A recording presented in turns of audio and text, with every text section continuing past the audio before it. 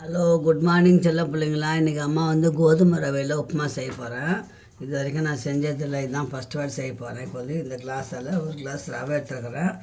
இதுக்கு 1/4 டம்ளர் தண்ணி அதில் ஊற்றி நம்ம ரவையை நல்லா கலரி வச்சிடலாம்.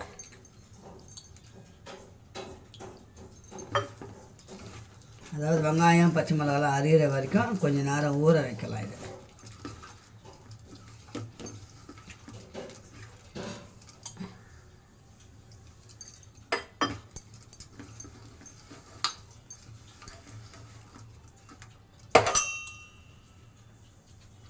கொஞ்சம் கொஞ்சமாக தண்ணி தெளிச்சிடணும், ரொம்ப ஊற்றிடக்கூடாது.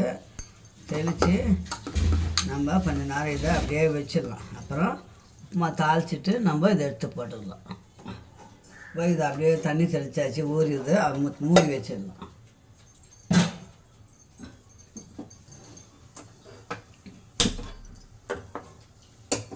கடாயை போட்டுக்கலாம். பச்சை பட்டாணி, கேரட்டு, காய் இருந்தால் போட்டு அந்த வெஜிடபிள் பிரிஞ்சி மாதிரி கூட செய்யலாம், சூப்பராக இருக்கும். இப்போ நம்ம வீட்டில் எதுவும் இல்லை, யூஸ்வலாக சாதா உப்புமா செய்கிற மாதிரி தான் செய்ய போகிறேன் அம்மா. அதை வச்சு சிம்பிளாக செய்ய போகிறேன். வாங்க வீடியோக்குள்ளே போகலாம். கடாய் போட்டாச்சு, எண்ணெய் ஊற்றிக்கலாம்.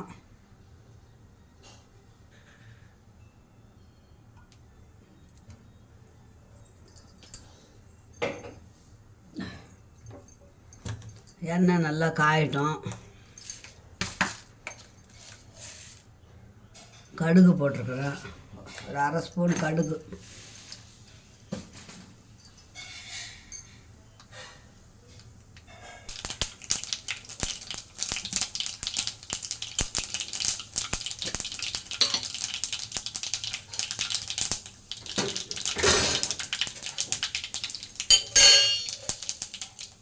ஒரு ஸ்பூன் உளுத்தம்பருப்பு,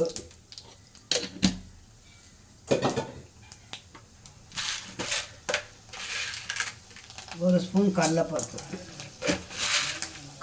உளுத்தம்பருப்பு போட்டுக்கலாம் கொஞ்சம். இப்போ இதுக்கு ஒரே ஒரு வெங்காயம், 2 பச்சை மிளகாய், கருவேப்பிலை, இஞ்சி கொஞ்சம் திருவி வச்சுருக்கிறேன். ஒன்று ஒன்றா போட வேண்டியதுதான்.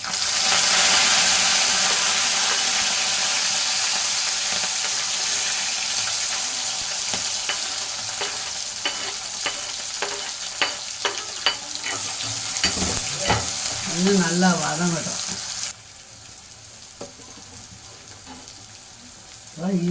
இஞ்சியை போட்டுக்கலாம். கொஞ்சம் பெருங்காயத்தூள்,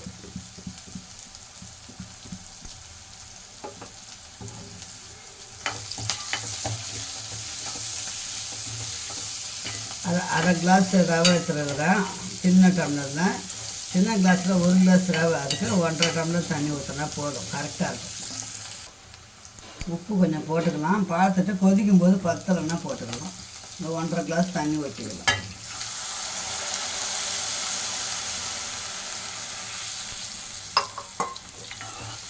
ஏற்கனவே தண்ணி தெளிச்சுனா பிசைஞ்சு வச்சுருக்கிறோம், பார்த்துக்கலாம்.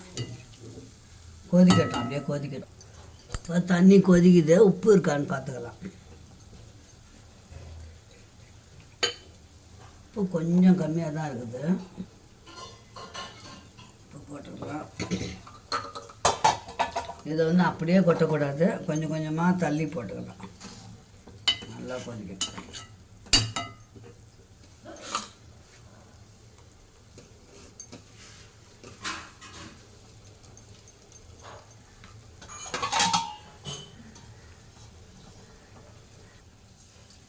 தண்ணி நல்லா கொச்சிச்சிங்களா, அப்போ நம்ம இதை போட்டுக்கலாம்.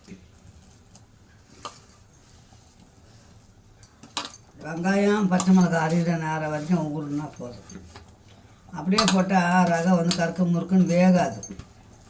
கொஞ்சம் ஊற வச்சு போட்டோம்னா கொஞ்சம் சாஃப்டாக இருக்கும்.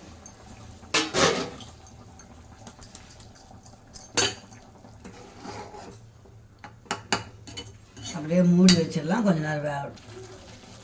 1 ஸ்பூன் நெய் ஊற்றிருக்கிறேன். கொஞ்சம் வேகணும், கோதுமை உப்புமா வேகட்டும் தான் இருக்குது. வெந்ததுன்னா சரியாக இருக்கும்னு பார்க்குறேன்.